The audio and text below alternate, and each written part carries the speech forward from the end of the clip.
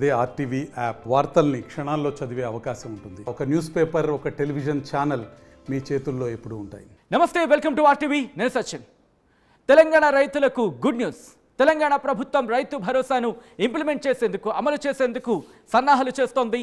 ఈ నెల 4వ తారీఖున కేబినెట్ భేటీ కాబోతోంది. కేబినెట్ భేటీ అయి సబ్ కమిటీ ఇచ్చిన అంశానికి సంబంధించి, సబ్ కమిటీ ప్రతిపాదనలకు సంబంధించి కేబినెట్ భేటీలో చర్చించబోతోంది. కేబినెట్ భేటీలో చర్చించిన తర్వాత ఈ నెల 14న అంటే సంక్రాంతి కానుకగా రైతు భరోసా అమలుకు సిద్ధమవుతోంది.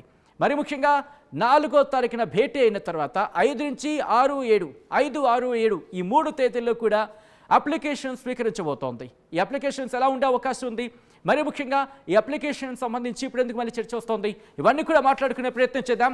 ఒక్కసారి ప్రజాపాలనకు సంబంధించి మీరు దరఖాస్తు ఫామ్ మీకు అందరికీ గుర్తుంటుంది. ఆ సందర్భంలో రైతు భరోసా కావచ్చు, మహాలక్ష్మి పథకం కావచ్చు, లేకపోతే ఇందిరమ్మ ఇల్లు కావచ్చు, ఇలా అనేక డీటెయిల్స్, అనేక అంశాలను మీరు ఫిల్ చేయడం జరిగింది. అనేక అంశాలకు సంబంధించి డీటెయిల్స్ ఇవ్వడం జరిగింది. ఇప్పుడు ఇక్కడ రైతు భరోసా పథకానికి సంబంధించి కూడా ఆ డీటెయిల్స్ని మీరు చూడొచ్చు.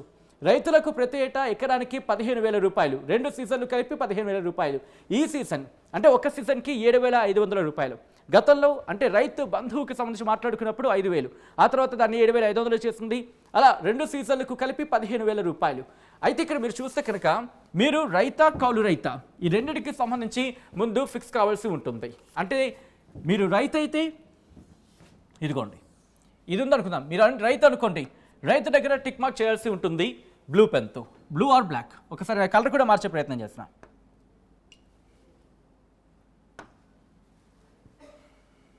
సపోజ్ మీరు రైతు అనుకోండి, రైతు దగ్గర ఇలా టిక్ మార్క్ చేయాల్సి ఉంటుంది. లేదు కౌలు రైతు అయితే కనుక కౌలు రైతు దగ్గర టిక్ మార్క్ చేయాల్సి ఉంటుంది. దాంతోపాటు పట్టదారు పాసు పుస్తక నంబర్లు, గతంలో మీరు ప్రజాపాలన దరఖాస్తు ఫామ్లో ఫిల్ చేస్తుంటారు, ఆ డీటెయిల్స్ ఇక్కడ మీరు ఇస్తారు, పట్టదారు పాసు పుస్తక నంబర్.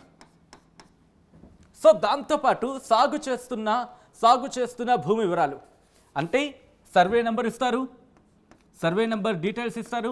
దాంతోపాటు ఎంత విస్తీర్ణం, ఎన్ని ఎకరాలు ఉంది, 1 ఎకరమా 2 ఎకరాలా, సపోజ్ 2 ఎకరాలు అనుకోండి, 2 ఎకరాలు. ఇలా మీరు ఇక్కడ గమనిస్తే కనుక సాగు చేస్తున్న భూమి వివరాలు అనేది మెన్షన్ చేస్తున్న పరిస్థితి. అంటే గతంలో వ్యవసాయ భూమి అయితే చాలు, దానికి రైతు బంధు ఇచ్చిన పరిస్థితి. కానీ ఇప్పుడు రైతు భరోసాలో సాగు చేస్తున్న భూమి డీటెయిల్స్కి సంబంధించి, అంటే ఎంత మేర మీరు సాగు చేస్తున్నారు. సపోజ్ మీకు 10 ఎకరాలు ఉంది, కానీ దాంట్లో ఒక 4 ఎకరాలే సాగు చేస్తున్నారు అనుకుందాం. ఆ 4 ఎకరాలకు సంబంధించి మాత్రమే రైతు భరోసా వస్తుంది. మిగిలిన 6 ఎకరాలకి రాదు, కేవలం 4 ఎకరాలకు సంబంధించి మాత్రమే వస్తుంది. ఇది రైతు భరోసా పథకానికి సంబంధించి రైతులకు ప్రతి ఏటా ఎకరానికి 15,000 రూపాయలు. సీజన్కి ఒక సీజన్కి 7,500 రూపాయలు, ఇంకొక సీజన్కి మరో 7,500 రూపాయలు, ఇంకొక సీజన్కి 7,500. సో మొత్తంగా 15,000.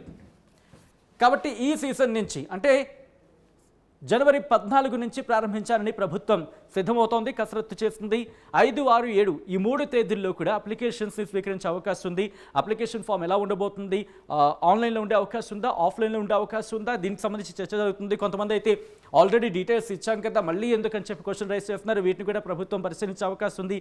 సబ్ కమిటీ ఇప్పటికీ దీనికి సంబంధించి కొన్ని ప్రతిపాదనలు చేస్తుంది. ఆ ప్రతిపాదనని కేబినెట్ భేటీలో చర్చించబోతున్నారు. కేబినెట్ భేటీలో చర్చించిన తర్వాత ఈ 3 రోజులే, అంటే 5, 6, 7 తెలియదు, ఇన్ఫ్యాక్ట్ 5, 6, 7 ఈ 3 రోజుల్లో కూడా అప్లికేషన్లు స్వీకరించే అవకాశం ఉందంటూ కూడా చర్చ జరుగుతోంది. ఈ 3 రోజులకే పరిమితం అవకాశం ఉంది. ఎందుకంటే అప్లికేషన్లు స్వీకరించాలి, స్వీకరించిన తర్వాత దాన్ని స్క్రూటనైజ్ చేయాలి, అంటే దాంట్లో మళ్ళీ వాటిని చెక్ చేసుకోవాలి, ఆ తర్వాత ఇంప్లిమెంటేషన్కి, ఆ ప్రాసెసింగ్కి పంపించాలి. ఈ నేపథ్యంలోనే గతంలో ఈ డీటెయిల్స్ ఇచ్చిన అంశాన్ని కూడా పరిశీలించే అవకాశం ఉంది. ఇప్పుడు కూడా దాదాపుగా ఇటువంటి అంశమే, ఇటువంటి అప్లికేషన్ ఫామ్ మీకు మళ్ళీ దర్శనమిచ్చే అవకాశం ఉంది. ఇటువంటి అప్లికేషన్ ఫామ్ మీకు కనిపించే అవకాశాలు అయితే ఉన్నాయి. ఇక్కడ మీరు గమనిస్తే కనుక మొదటిది చూసాం, ఇక రెండోది వ్యవసాయ కూలీలకు సంబంధించి ఏటా 12,000 రూపాయలు. సో ఈ నేపథ్యంలో ఉపాధి హామీ కార్డు నెంబర్ ఉంటుంది కదా, దాన్ని ఫిల్ చేయాల్సి ఉంటుంది ఒకవేళ మీరు వ్యవసాయ కూలీలు అయితే కనుక.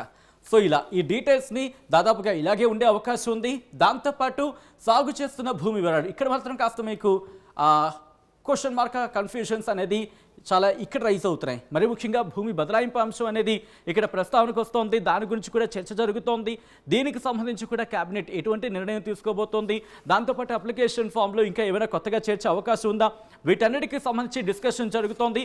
మరి ముఖ్యంగా కేబినెట్ సబ్ కమిటీ భేటీ అయ్యింది, కొన్ని కీలక నిర్ణయాలు తీసుకుంది.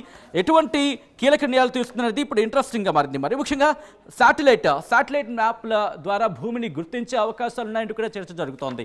రిమెంబర్, ఇక్కడ గుర్తుపెట్టుకోండి, 5, 6, 7 ఈ 3 తేదీల్లో 5, 6, 7 ఈ 3 తేదీల్లో కూడా అప్లికేషన్ స్వీకరించిన తర్వాత 14 తారీఖున ఇంప్లిమెంటేషన్, అంటే జనవరి 14 సంక్రాంతికి సంబంధించి సంక్రాంతికి రైతు భరోసా అమౌంట్ డిపాజిట్ చేయాలని చెప్పి ప్రభుత్వం ఫిక్స్ అయిన నేపథ్యంలో ఇక్కడ దాదాపుగా వారం రోజుల గ్యాప్ ఉంది. వారం రోజుల గ్యాప్ అనేది మనకి కనిపిస్తోంది. ఈ వారం రోజుల్లో మరి ముఖ్యంగా స్క్రూటనైజ్ చేయాల్సి ఉంటుంది. దాంతోపాటు ఆ తర్వాత ప్రాసెసింగ్ ఉంటుంది. ముందు స్క్రూటనైజ్ చేయాల్సి ఉంటుంది. ఆ తర్వాత మళ్ళీ ప్రాసెసింగ్కి సంబంధించి దరఖాస్తుల స్వీకరణ ఉంటుంది. ఆ తర్వాత దాంట్లో ఎంత ప్రాపర్గా ఉన్నాయి, ఏవి ప్రాపర్గా ఉన్నాయి, వీటన్నిటికి సంబంధించి దాని తర్వాత ప్రాసెసింగ్కి వెళ్ళే అవకాశం ఉంది. అంటే ప్రాసెసింగ్ అంటే రైతుల ఖాతాలోకి డబ్బులు జమ చేసే కార్యక్రమానికి సంబంధించి ఆ డీటెయిల్స్, ఆ లిస్ట్ని చేయాల్సి ఉంటుంది. సో ఇంతటి ప్రాసెస్ కనిపిస్తోంది. దాదాపుగా ఈ ఫామ్ ఇది ఇలాగే ఉండే అవకాశం ఉంటుంది. ఇంకొన్ని యాడ్ అయ్యే అవకాశాలు ఉన్నాయంటూ కూడా చర్చ జరుగుతోంది. సో ఈ నేపథ్యంలో ఎటువంటి అంశాలను పరిశీలిస్తోంది, ఎటువంటి కాలమ్స్ని యాడ్ చేసే అవకాశం ఉంది, ఎటువంటి సాధ్యాసాధ్యాల గురించి ఆలోచిస్తోంది, రైతు భరోసా మీద ఇంకా ప్రభుత్వానికి మరి ముఖ్యంగా సబ్ కమిటీ ఎటువంటి ఆలోచనలు చేస్తుంది, ఎటువంటి అంశాలను ఇటు క్యాబినెట్కి ఇచ్చే అవకాశం కనిపిస్తోంది అనేది ఒకసారి తెలుసుకునే ప్రయత్నం చేద్దాం. మా ప్రతినిధి మధు అప్డేట్స్ అందించేందుకు సిద్ధంగా ఉన్న ఒకసారి మధు దగ్గరికి వెళ్ళే ప్రయత్నం చేస్తున్నాను. మధు, రైతు భరోసా అమలుకు సంబంధించి ప్రభుత్వం ఇప్పటికే సబ్ కమిటీని ఏర్పాటు చేసింది. సబ్ కమిటీ భేటీ అయింది. సబ్ కమిటీ కీలక నిర్ణయాలు తీసుకుంది. కేబినెట్ భేటీకి సంబంధించి ఏర్పాట్లు చేసింది. కేబినెట్ ముందు ఉంచే ప్రయత్నం చేయబోతోంది. ఈ నేపథ్యంలో అప్లికేషన్ ఫామ్ ఎలా ఉండే అవకాశం ఉంది, ఇంకా ఎటువంటి సాధ్యాసాధ్యాలను పరిశీలించడం జరుగుతోంది కేబినెట్ సబ్ కమిటీ కావచ్చు, కేబినెట్ మరి ముఖ్యంగా మంత్రులు కావచ్చు, ప్రభుత్వం కావచ్చు? ఎగ్జాక్ట్లీ, మళ్ళీ ఒకసారి ప్రజాపాలన పేరిట గ్రామ సభలు నిర్వహించాలనేటువంటిది సబ్ కమిటీ ఒక సూత్రప్రాయ నిర్ణయానికి వచ్చింది. రేపు కేబినెట్ ముందు ఇదే అంశాలను ప్రస్తావించనున్నారు. కేబినెట్ ఇచ్చిన తర్వాత కూడా ఒక క్లారిటీ రానుంది. కాకపోతే ఈ నెల 5, 6, 7వ తారీఖులకు సంబంధించినటువంటి గ్రామ సభలు నిర్వహించాలనేటువంటి సూత్రప్రాయ నిర్ణయానికి వచ్చారు. ఒక్కొక్క మండలాన్ని 3 విభాగాలుగా విభజించాలనేటువంటిది ఒక క్లారిటీ తీసుకుంది sub committee, cabinet sub committee.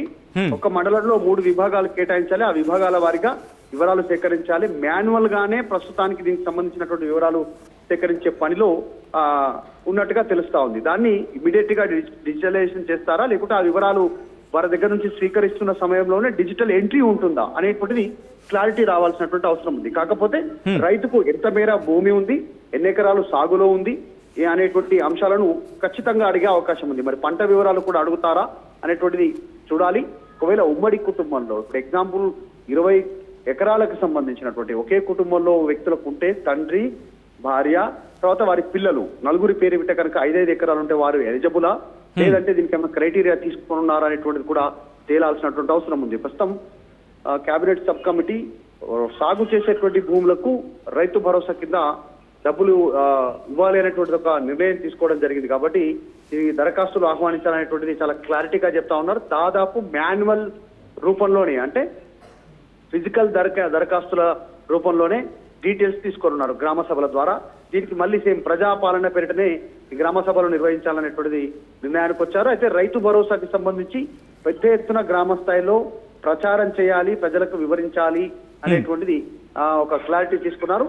పంట సాగు చేసినటువంటి ప్రతి రైతుకు Rythu Bharosa కల్పించాలనేటువంటిది cabinet sub committee దీనికి సంబంధించినటువంటి నివేదిక రూపొందించింది. రేపు జరగబోయేటువంటి కేబినెట్ ముందు ఈ రెజల్యూషన్ పెడతారు. దాన్ని ఒకవేళ అదే యాజిటీగా దాన్ని ఆమోదిస్తే కనుక కేబినెట్ 5, 6, 7వ తారీఖుల్లో పెద్ద ఎత్తున గ్రామ సభల్లో ఈ అప్లికేషన్లు తీసుకొనున్నారు.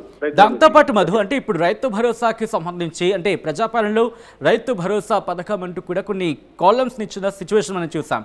సో ఇప్పుడు వాటిని బేస్ చేసుకుని దాంతోపాటు ఇప్పుడు మళ్ళీ కొత్తగా అప్లికేషన్ ఫామ్ని స్వీకరించి ఆ రెండింటినీ బేరేజ్ వేసుకుని ముందుకు వెళ్ళే అవకాశం కనిపిస్తోందా, లేకపోతే ఇక్కడ సబ్ కమిటీ ఎటువంటి అంశాలను పరిగణలోకి తీసుకుంటుందో, లేకపోతే ఆల్రెడీ డీటెయిల్స్ ఉన్నాయి కాబట్టి ఇంకా యాడెడ్గా మరికొన్ని కాలమ్స్తో అప్లికేషన్ ఫామ్ వచ్చే అవకాశం ఉందా? ఎటువంటి ఆలోచనలు చేస్తోంది సబ్ కమిటీకి సంబంధించి, ఎటువంటి ప్లానింగ్తో వెళ్తోంది? ఖచ్చితంగా, ఎందుకంటే ఈ సబ్ కమిటీ ఏ అంశాలను ప్రధానంగా ఈ నివేదికలో రూపొందించారో ఆ నివేదిక కేబినెట్ సమావేశంలో ఎలాంటి నిర్ణయాలు తీసుకుని కేబినెట్ అనేటువంటిది ప్రధానమైన దాని మీద ఆధారపడేటువంటి అవకాశం ఉంది. కాకపోతే ఒక్కసారి వెనక్కి చూస్తే 10 సంవత్సరాలు బీఆర్ఎస్ ప్రభుత్వం అధికారంలో ఉన్నప్పుడు, కేసీఆర్ ముఖ్యమంత్రిగా ఉన్నప్పుడు రైతు బంధు పేరిట కూడా సేమ్ యాజ్ ఇట్ ఈజ్ గా ఎకరానికి 5,000 చొప్పున ఆ రైతు భరోసా కింద రైతు బంధు కింద పెట్టుబడి సహాయాన్ని గత ప్రభుత్వం అందజేసింది. ఇక్కడ కూడా అప్లికేషన్లు తీసుకోలేదు. భూమి ఉన్న ప్రతి ఒక్క రైతుకి, ఎవరి పేరు మీద ఏదో భూమి ఉందో వారికి డైరెక్ట్ గా అకౌంట్ లో బెనిఫిషరీకి డైరెక్ట్ గా వాళ్ళకు డబ్బులు చేరేవి. అదే డేటా ప్రస్తుతం ఈ ప్రభుత్వం దగ్గర ఉంది. ప్రభుత్వాలు మారినంత మాత్రాన వ్యక్తులు మారారు, ముఖ్యమంత్రులుగా మంత్రులుగా తప్ప ప్రభుత్వం అదే, డేటా అదే ఉంది, సమాచారం అదే ఉంది, బ్యాంకులతో అనుసంధానమై ఉన్నటువంటి డీటెయిల్స్ ఉన్నాయి. అవన్నీ కాదని మళ్ళీ ఎందుకు కొత్తగా అప్లికేషన్లు తీసుకుంటున్నారు? దీని వెనకాల రైతులకు రైతు భరోసా పేరిట ఇచ్చేటువంటి పెట్టుబడి సాయాన్ని ఎగ్గొట్టే ప్రయత్నం చేస్తా ఉంది కాంగ్రెస్ ప్రభుత్వం అనేటువంటి విమర్శలు ఆల్రెడీ ప్రతిపక్షాల నుంచి విమర్శలు చేస్తా ఉన్నారు, ఇటు బీజేపీ ఇటు బీఆర్ఎస్. ఇది కరెక్ట్ కాదు, మళ్ళీ అప్లికేషన్లు తీసుకోవాలనేటువంటి అవసరం లేదు. ప్రభుత్వం దగ్గర డేటా ఉంది ఆల్రెడీ, అదే డేటాని యాజ్ ఇట్ ఈజ్ గా ఉపయోగించుకోవచ్చు. మీరు సాగు చేసేటువంటి వారు అన్నారు కాబట్టి గ్రామ స్థాయిలో, గ్రామంలో సాగు చేయనటువంటి వారిని ఈజీగా ఫిల్టర్ చేసేటువంటి అవకాశం ఉంది. దాదాపు పెద్ద గ్రామం అయితే 2,500 నుంచి 3,000 జనాభా ఉంటుంది. అందులో ఎంతమందికి భూమి ఉంటుంది, ఎంతమంది వ్యవసాయం చేస్తున్నారంటూ ఈజీగా ఐడెంటిఫై చేసే అవకాశం ఉంటుంది గ్రామ స్థాయి లెవెల్లో. కాబట్టి పెద్దగా తర్జన భర్జన పడాల్సినటువంటి అవసరం లేదు. మళ్ళీ అప్లికేషన్ తీసుకునేటువంటి కారణమే దీంట్లో దురుద్దేశం ఉంది. రైతు భరోసా కొద్దిమందికి మాత్రమే ఇచ్చే అవకాశం ఉంది, దాంట్లో భాగంగా అనేటువంటి విమర్శలు చేస్తా ఉన్నాయి ప్రతిపక్షాలు. మొత్తానికైతే అప్లికేషన్ రూపంలో 5, 6, 7 తేదీల్లో పెద్ద ఎత్తున అప్లికేషన్లు తీసుకుంది రాష్ట్ర ప్రభుత్వం. గ్రామ సభల ద్వారా మండలాన్ని 3 విభాగాలుగా విభజించి ఆ రకంగా రైతు బంధుకు సంబంధించిన, రైతు భరోసాకు సంబంధించిన నిధులకు సంక్రాంతి నుంచి విడుదల చేయాలనేటువంటి ప్రభుత్వం సిద్ధంగా ఉంది. ఇప్పటికే నిధులు సమకూర్చుకుంది రాష్ట్ర ప్రభుత్వం. రైట్ మధు, మొత్తంగా అయితే మాత్రం తెలంగాణ ప్రభుత్వం రైతు భరోసాను అమలు చేసేందుకు కసరత్తుని వేగవంతం చేసింది. జనవరి 14న సంక్రాంతి నుంచి ఈ పథకాన్ని అమలు చేసేందుకు ప్రభుత్వం వ్యూహాన్ని సిద్ధం చేసుకుంటోంది. సో ఎలా ఉండబోతుంది అప్లికేషన్ ఫామ్, దాంతోపాటు ఎటువంటి సాధ్యాసాధ్యాలను పరిశీలించబోతుంది అనేది ఇప్పుడు ఆసక్తికరంగా మారింది.